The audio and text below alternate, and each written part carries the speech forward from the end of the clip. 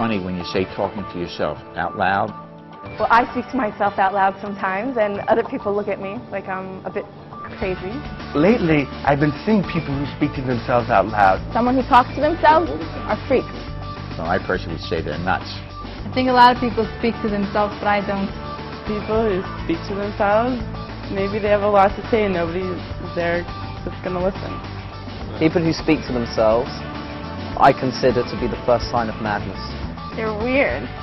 I think people who speak to themselves are very intriguing people. They probably live fantasy lives. They're probably a little bit mad, but the best people are unconventional anyway, so it's okay. Well, I appreciate that person for who they are and their individuality to speak to themselves. Go to a doctor. I do that sometimes. I'm her doctor. I think it's normal to speak to yourself. Not excessively, but yeah. I used to think they were crazy. Now I think it's okay. I think it's fun. I speak to myself. When people speak to themselves, you know, they might be a little weird, or they just, you know, they like to hear themselves talk. I speak to myself, and I'm very proud of it. Sometimes when you don't have a friend or you don't trust anyone else on an issue, then there's no one better to talk to than yourself. Nowadays, you stop at a traffic light and you see the guy, but you realize he's on a speakerphone, on a cell phone at the traffic light. Usually they're nuts, but today you can't tell. People speaking to themselves. You know? You go to any library, any library in the world that I know of, and you say, Mike, and everybody goes, shh. And if you drop a couple of books, you cringe, you know, and the librarian looks at you with, and if you talk loud, then the whole place says, what the heck's the matter with you, yeah?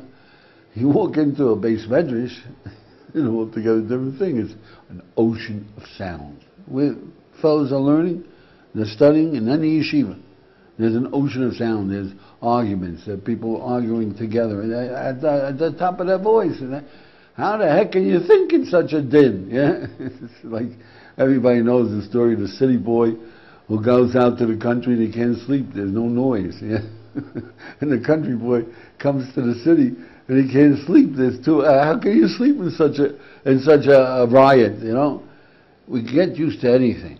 The question is, which is the real way of doing business?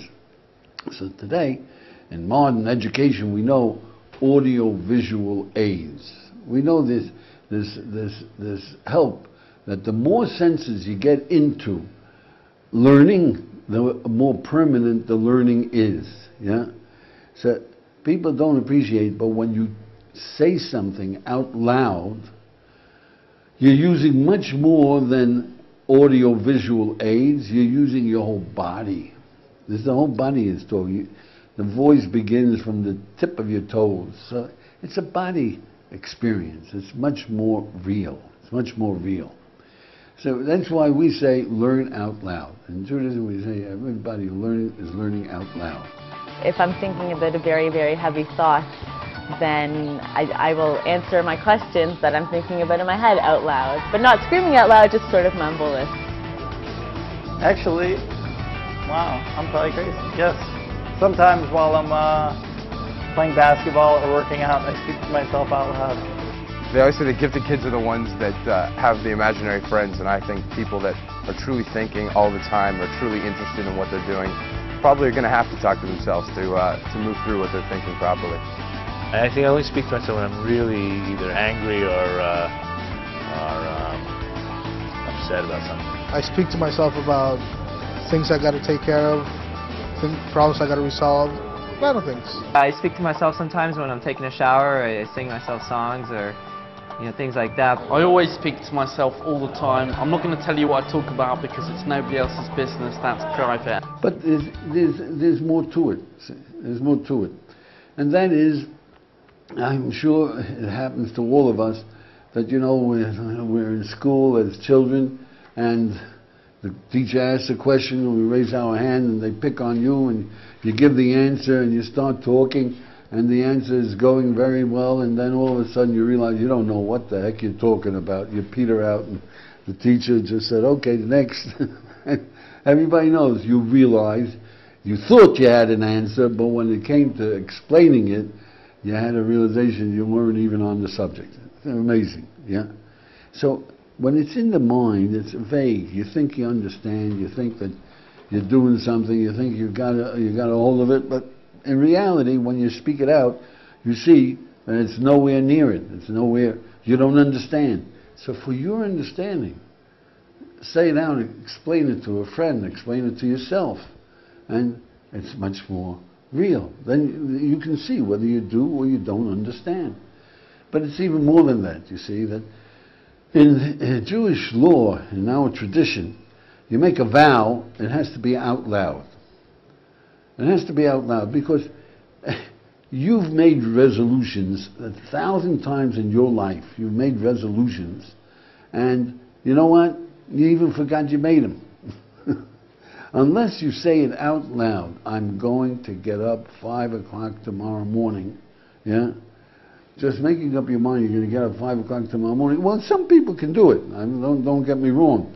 But you haven't really made up your mind. When you say, I'm going to get up 5 o'clock tomorrow morning, you hear yourself whether you mean it or you don't, yeah? You know, everybody knows you gave somebody a loan of $200, $500, and you ask him, when are you going to pay me back?